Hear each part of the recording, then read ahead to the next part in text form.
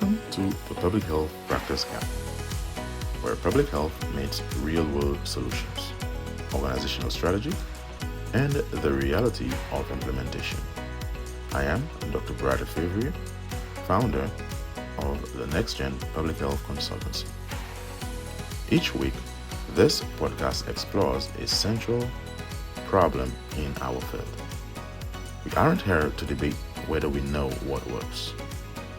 We are here to figure out why what works so often fails when it reaches real-world systems.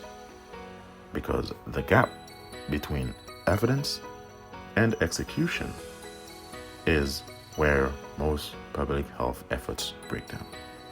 And that gap is what I call the public health practice gap. Over the past 2 episodes, we have been looking at a massive modern crisis. We have reframed social media not just as a technology, but as a behavioral system shaping youth mental health.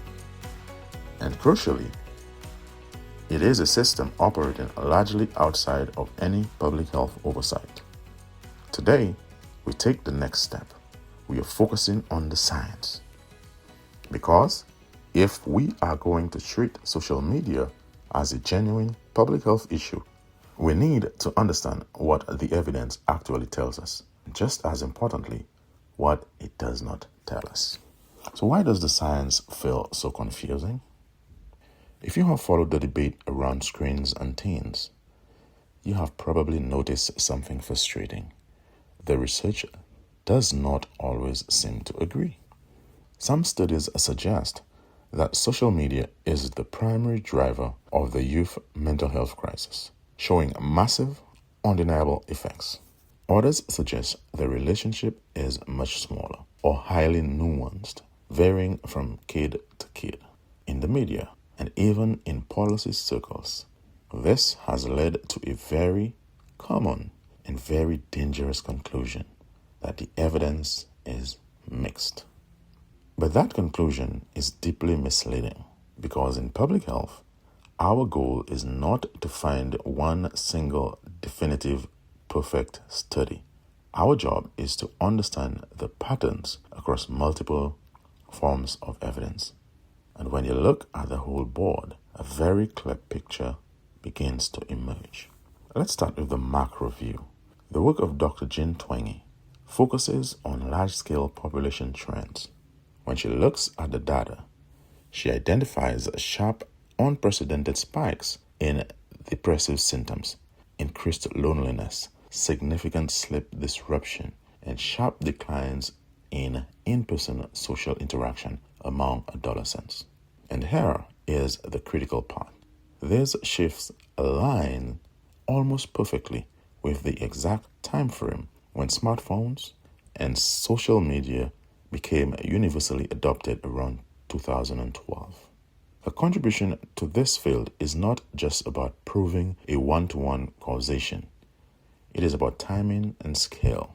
We are looking at a population-level shift in mental health that happened simultaneously across multiple developed nations, right as a new behavioral system was introduced.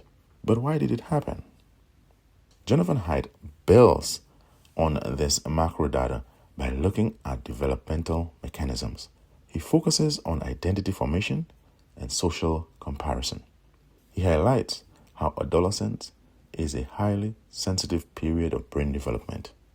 It is a time when peer feedback suddenly matters more than anything else, when identity is still increasingly plastic, and when social environments have an amplified impact on a developing brain.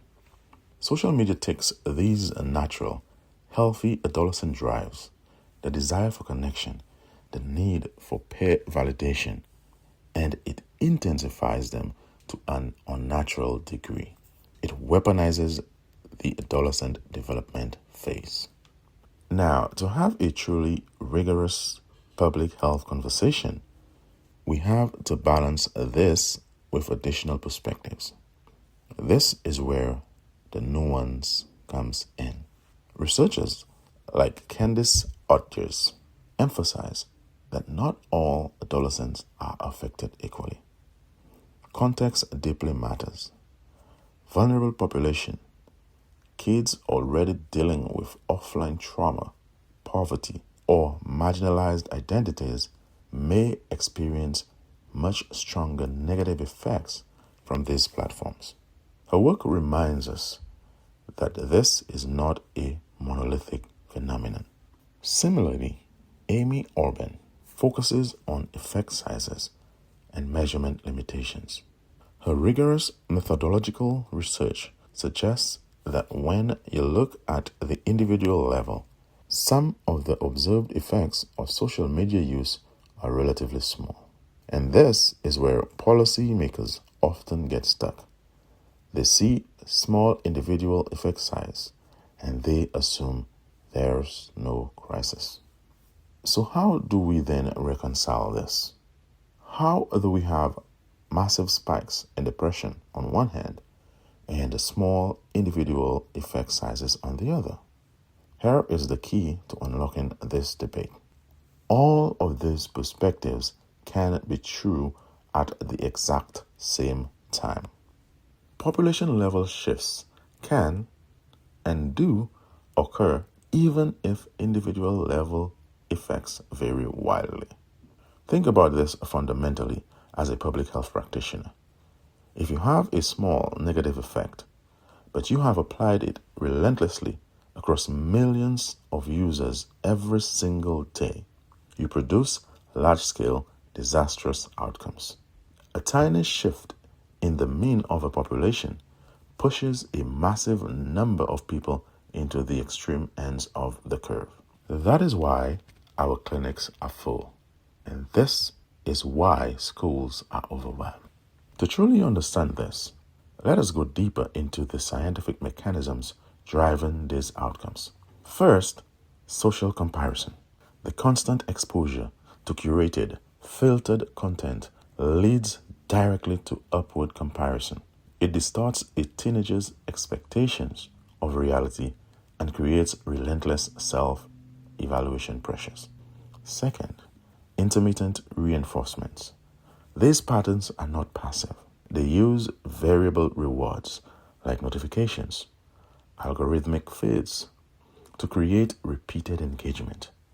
This captures attention and forces habit formation at a neurological level. Third, sleep disruption.